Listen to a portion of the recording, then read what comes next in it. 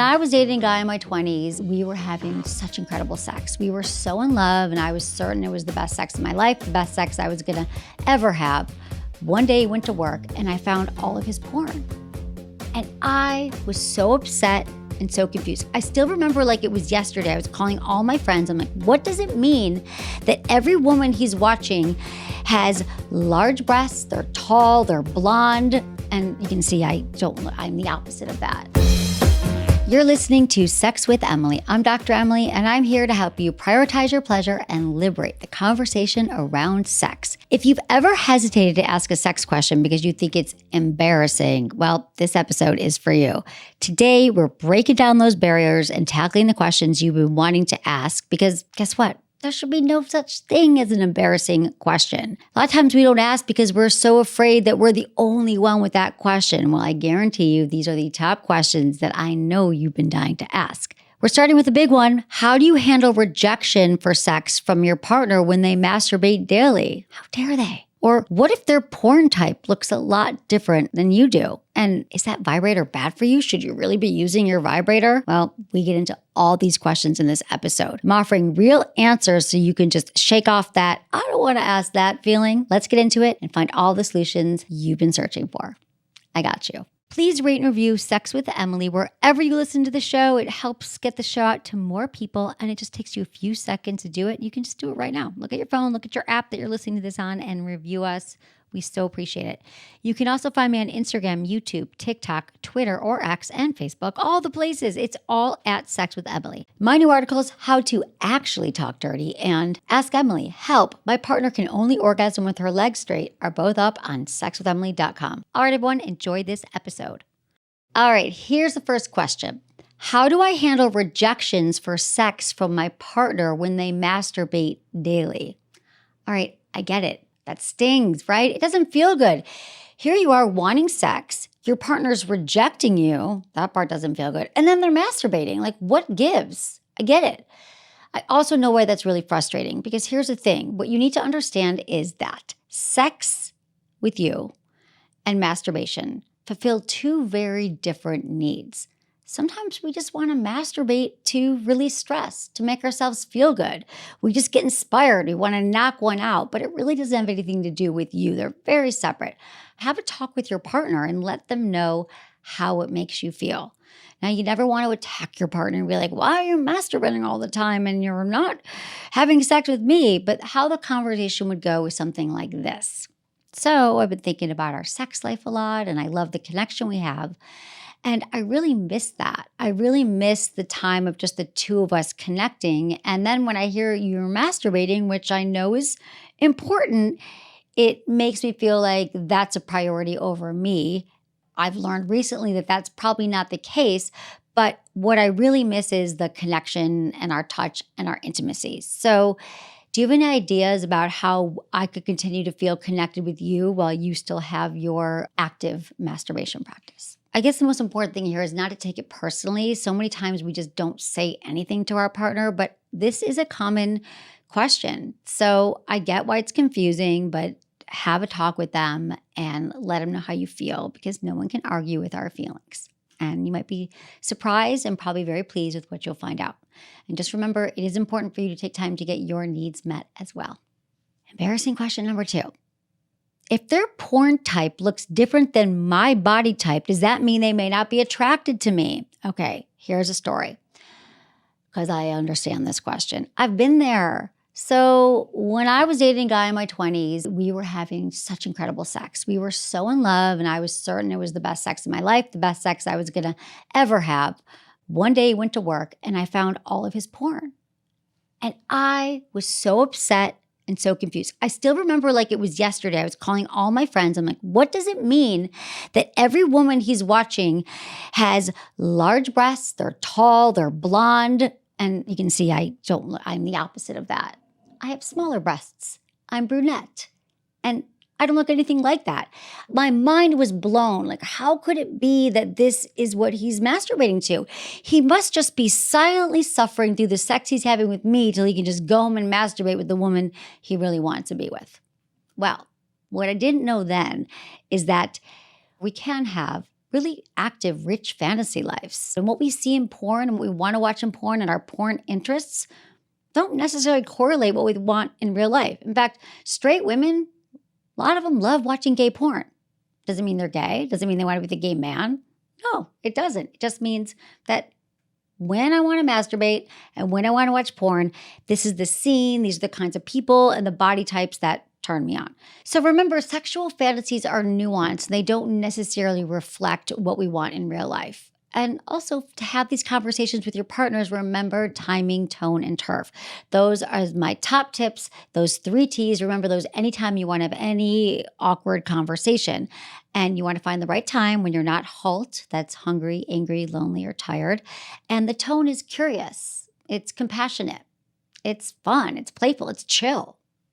And the turf, outside the bedroom. We do not want to have these conversations in the bedroom when you see your partner watching porn and you're like, why are you watching that porn again? No, we want to do it when we're hanging out. Maybe we're on a road trip, because I love a road trip because then you don't have to make eye contact, but it's still really intimate. So try that one out and let me know how it goes. How can I get my partner to understand that I'm not a porn star? Yes, I'll try things, but I'm not that kinky. All right, well, the secret to having the kind of sex you want or don't want is all about communication. And what I mean by that is communicating with your partner about your sex life, about your fantasies, about your needs, about the things that you want, the things that they want. How else are we going to learn how to have better sex? Because I can tell you your partner is not a mind reader and neither are you. So finding out, what is it about this kink that turned you on? Like, tell me why this particular fantasy or this particular scenario is really hot for you. Because sometimes when you hear your partner explain it, like, wow, you know what? I think it's really hot to tie you up and spank you, because what I've heard is that it's a really big turn on for people. And for me, it really makes me feel great to be in control. Well, maybe if you heard that, you're like, oh, he likes to be in control, or she likes to be in control, then maybe I can get my head around that, right? So sometimes we don't have context. We just can't make these assumptions. We really can't. And it's also a great time to figure out what you actually want and what your turn-ons are. So I love my yes, no, maybe list. You can download it for free on my website. It lists like 80 to 100 sex acts, and you and your partner can go through them and be like, is this a yes, a no, or a maybe? You each do it separately, and then you come together on your yeses.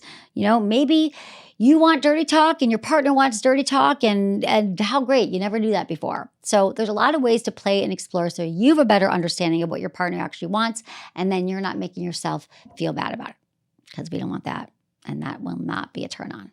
Is it normal to think about someone else during sex? Yeah. And I'm not only saying that because I get asked this question every single day, and it's one of the most common questions I get asked. We all feel so bad about our fantasies, but I want to remind you that that's healthy to have things we fantasize about. And you know what? I'm going to tell you a secret. You keep this a secret. You don't have to share this with your partner. They don't need to know what you're thinking during sex. Now, when this is a problem is when that's all you can think about. It's like you feel so guilty about it and you can no longer enjoy the sex you're having. But if your mind floats in and out of other people and other fantasies, that's completely acceptable. It's going to happen. You can't control your mind, right? But you can control the guilt that you put on yourself and the shame. You don't need any of that. You cut that right now. I've never squirted. Is that normal? How can I get myself to squirt? All right, squirting, aka female ejaculation, is definitely trending in recent years. I love to chalk that up to porn. We see it all the time. We see all these women squirting, and a lot of people get pressured by their partners, like, now I want you to squirt. I think it's really hot. So only squirt if you want to squirt. I don't want you to be pressured into it at all. It's completely normal and typical. And if you haven't done it, it all comes from G-spot stimulation. That is that internal part of your vagina close to the vaginal opening, about 2/3 inside, kind of that come hither motion towards your belly button. That's where you'll find that area. It helps have a clitoral orgasm first, and then you start to apply pressure. You can use a penis if you have one handy, a toy, or a finger. And it takes a little while to figure it out. But let me remind you this also, that you could squirt and not orgasm. You can orgasm, not squirt. For some, it just feels like a release. For some, it doesn't feel like anything. And for some, it can feel amazing. I'm going to say it's something that you got to practice. I don't know that you're necessarily going to squirt the first time, but it's pretty possible for everyone to squirt. And before you ask me, is squirting peeing, is peeing squirt? Like I say, who the fuck cares? Yes, they have done some studies and there are traces of urine, but I just say, so what? Throw down a blanket, throw down a towel. It really doesn't matter. Can too much use of a vibrator desensitize or burn my clitoris? All right, here's the truth. You can't harm your clitoris. You're not going to like burn it off. It's not going to shrivel up and die. That is all a myth.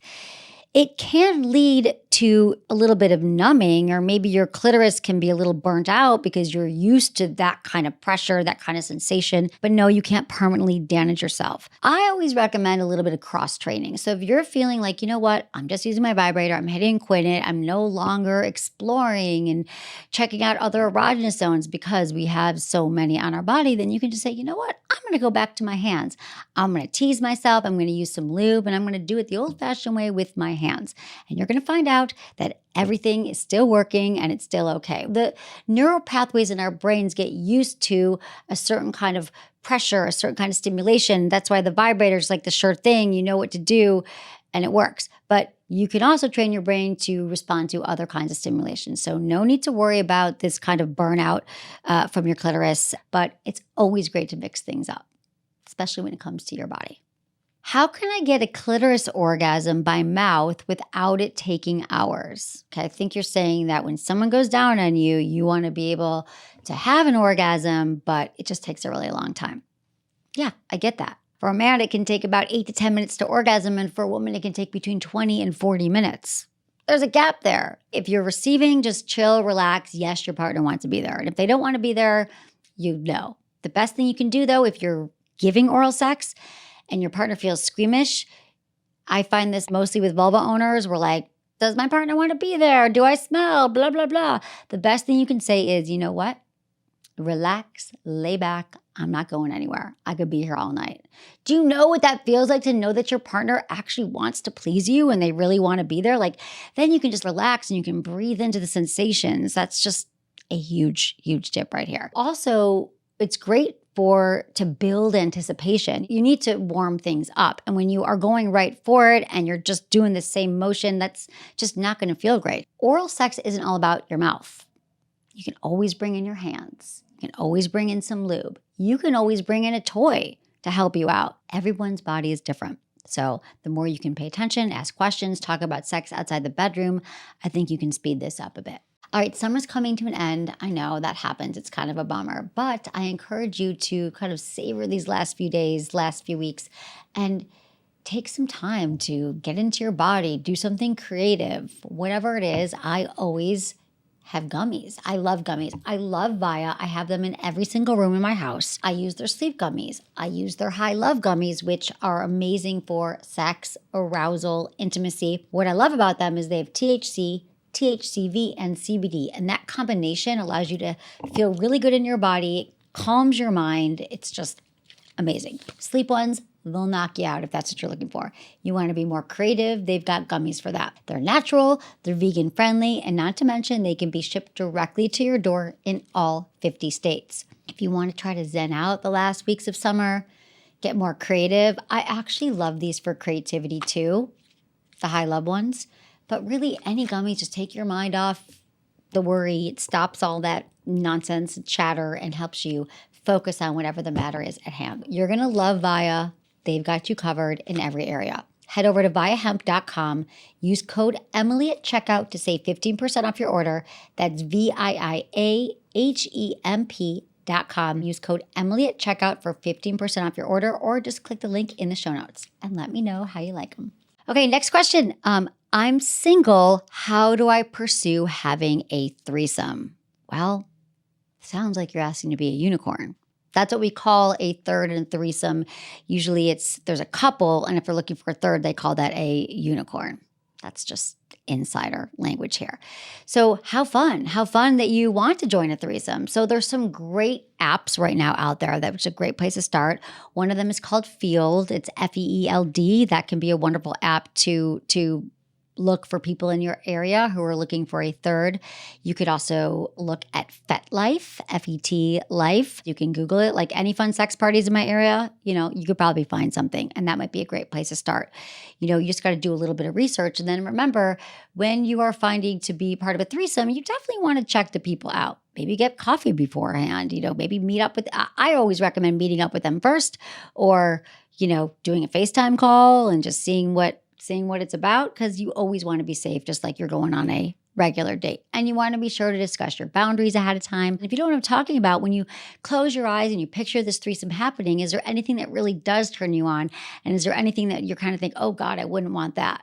Well, that thing that you don't want, that's the thing you want to mention.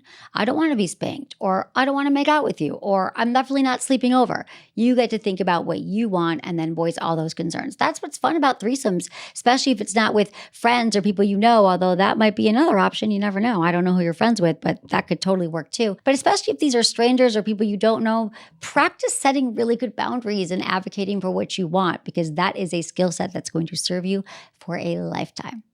I don't like to masturbate in front of my partner because it's hard for me to focus. Is something wrong with me? No, I understand that. It can be really awkward to masturbate in front of a partner. I mean, the great thing about masturbation is that's like one thing you get to do alone. You get to do it, and you get to make all your faces and all your things and get into all those contorted positions. It's like wonderful. It's a delight. And now someone wants to look at you when you're masturbating. Oh, that's hard. I get it.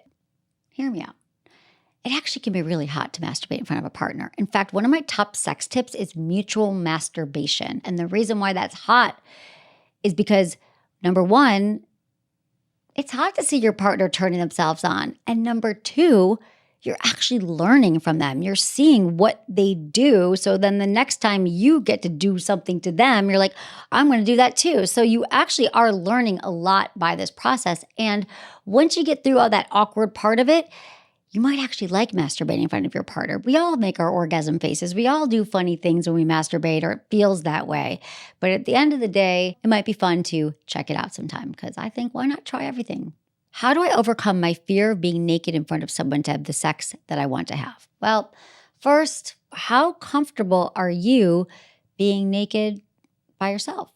Do you ever walk around, look at yourself in the mirror, dance around naked?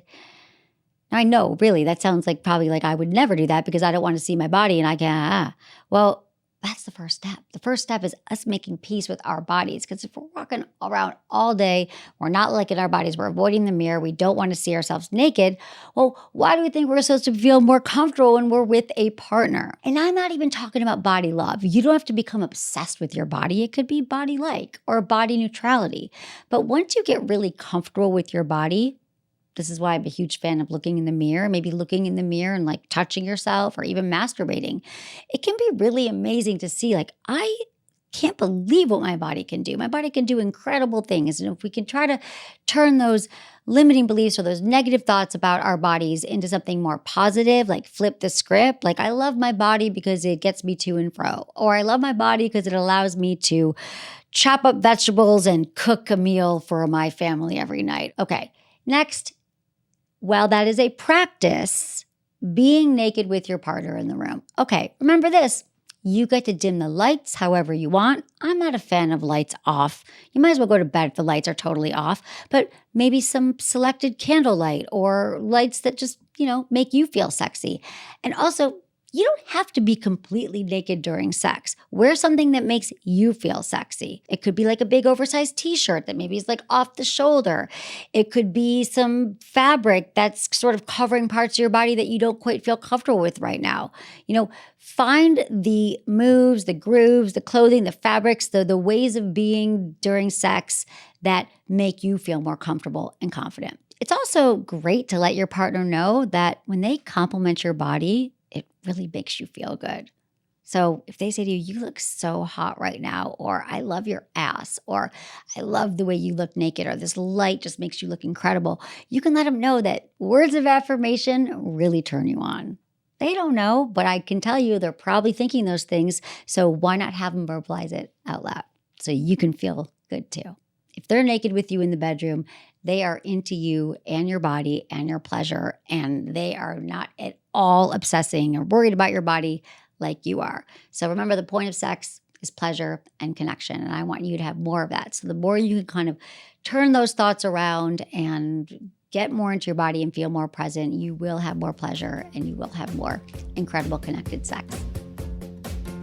That's it for today's episode. Thanks for listening to Sex with Emily, and be sure to like, subscribe, and give us a review wherever you listen to the podcast, and share this with a friend or partner. You can find me on Instagram, YouTube, TikTok, Twitter, or X, and Facebook. It's all at Sex with Emily. Oh, and I've been told I give really good email, so sign up on sexwithemily.com, and while you're there, check out my free guides and articles for more ways to prioritize your pleasure. And if you'd like to ask me about your sex life, dating, or relationships, call my hotline, 559-TALK-SEX. That's 559-825-5739, or just go to sexwithemily.com/askemily. Was it good for you?